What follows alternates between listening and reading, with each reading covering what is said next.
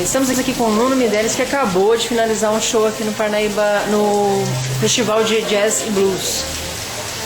Nuno, como é que você vê o espaço do jazz e do blues no Brasil hoje? É mais complicado do que parece? Como é que é? O jazz e blues é complicado no mundo inteiro. Não é só no Brasil. O Brasil tem umas complicações porque a mídia oficial, digamos, a grande mídia, TV Globo, TV Globo, etc., considera cultural. Quer dizer, o povo tem a tendência a achar que é cultural é o que sai ali. E ali sabemos, sertanejo, pagode e tal. Que assim, não condeno nem pouco mais ou menos, pelo contrário, são expressões. Mas não é dedicado o mesmo espaço para jazz, blues ou rock, etc. Mas isso não é um fenômeno especificamente brasileiro. Nos Estados Unidos, onde o blues é bem maior, é o samba deles, é claro que a divulgação é maior, mas também não é. Também tem o mainstream, que é a Madonna e o Michael Jackson, e o blues fica lá nos guetos. Como fica também, ou talvez onde fique menos é na Alemanha e na Suécia, onde quase se torna a música oficial, né? Jazz e blues são sociedades mais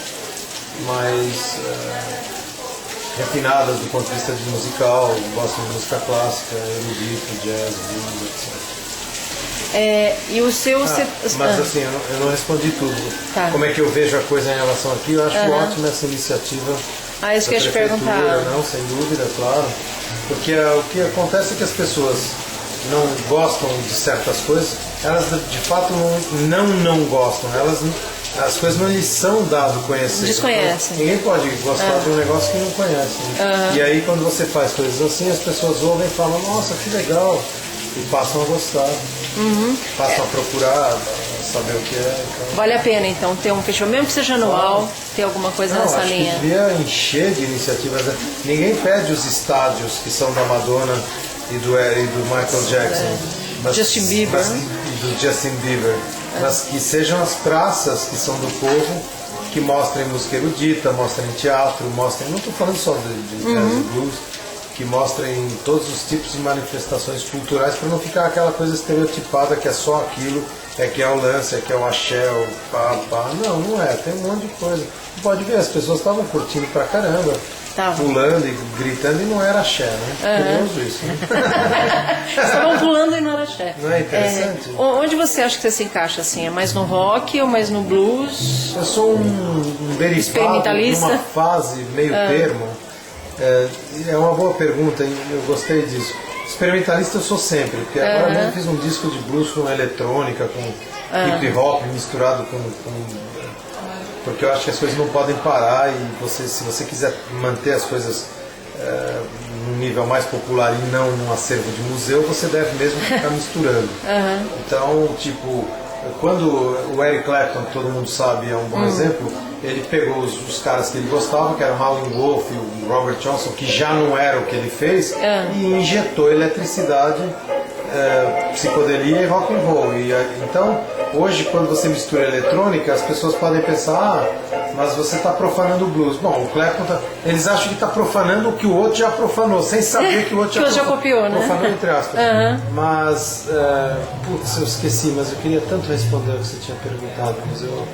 Então, você falou blues, rock ou o quê, né? Eu sou um derivado, exatamente, porque o que acontece, ali pelos anos 68 a 74, houve uma injeção de blues e rock, houve uma injeção de rock e de psicodelia, de elementos mais novos, no blues tradicional do Mississippi.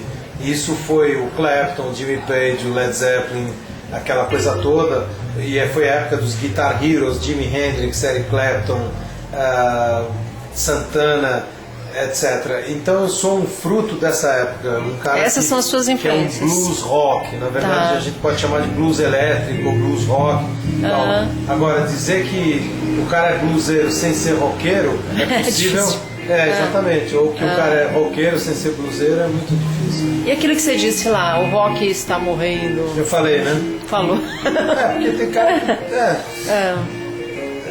às vezes, quando todo mundo acha que o rock morreu, de alguma forma ele ressuscita em algum momento.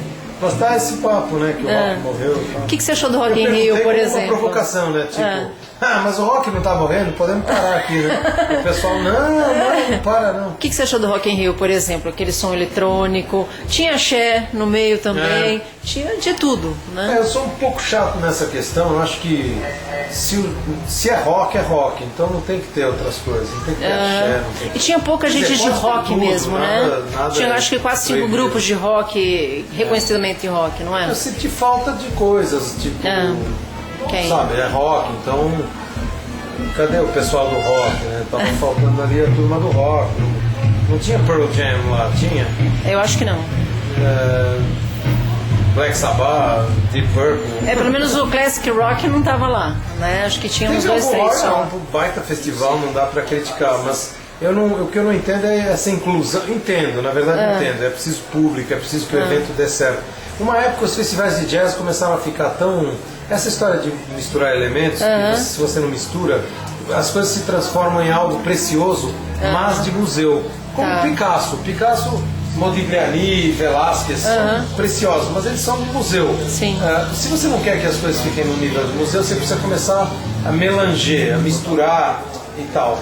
Então, os festivais de jazz, numa época, começaram a ver que não havia público, era aquele baita jazz de raiz, Dizzy Gillespie, Ron Carter, e começaram a chamar o pessoal do blues, que é essa onda meio que eu fiz, mais elétrica, para dar público ao festival. Então o Rock in Rio chama axé para dar público ao festival, para não ter... Tá faltando no trio elétrico da Bahia, então chamar os roqueiros, é isso? O trio elétrico da Bahia já era meio roqueiro, né? Os Novos Baianos, aquela turma. Aos poucos foi ficando tudo axé, né? E os CDs, os discos? O último que você gravou, qual foi? É um disco chamado Free Blues, que é um nome pretensioso, porque meio faz uma alusão ao Free Jazz, que era Miles Davis. Miles Davis desconstruiu o jazz e criou o free jazz. Então quando eu chamo disso de free blues, pode parecer que eu estou dizendo que eu desconstruí o blues e criando, que é uma pretensão, uma arrogância infame, né? É um voo livre. Mas eu gostei de chamar porque a ideia do disco era era essa. E é um disco de blues misturado com eletrônica. As músicas que eu gostava quando era pequenininho, com uma leitura tipo, uma criança hoje, como poderia saber o que é blues? Hoje é isso. Tipo, era um Muddy Waters com hip hop. Mostrar blues para crianças acho que pode ser bom, né? Acho legal para tentar manter o gênero vivo. Ainda como pop, porque o blues é assim, ele morre, 20 anos, aí vem alguém e ele vira pop, né? Então você tinha nos anos 70 Jimi Hendrix, 60 Jimi Hendrix, aí ele morreu um pouquinho, aí veio Johnny Winter nos anos 70, ele voltou, aí morreu de novo, aí veio Stevie Ray Vaughan nos anos 90, ele voltou, agora ele está morto. Daqui a pouco ele volta com algum Messias. Não serei eu, evidentemente. É sempre um americano. Tá bom, muito obrigada, Nono. Obrigado pelo carinho. Desculpe, aquela hora não podia. Imagina. There's so many people to see. And when I look in my window, there's so many people to be. And it's strange. I think it's raining right now. You got to pick up every stitch.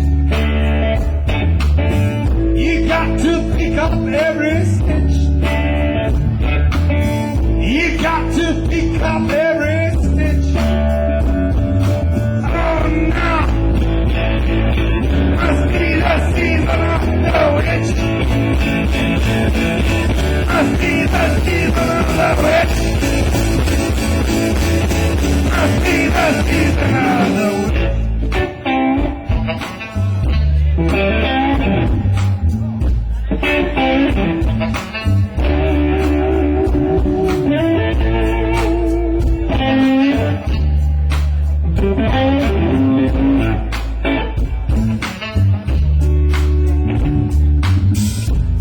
When I look over my shoulder,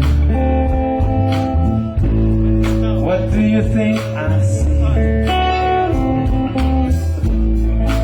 Some old man looking over his own shoulder at me. But it's strange. I think it's strange right now. You got to pick up every stitch. You got to pick up every stitch. Two rabbits running in the ditch. Oh no! Mosquito,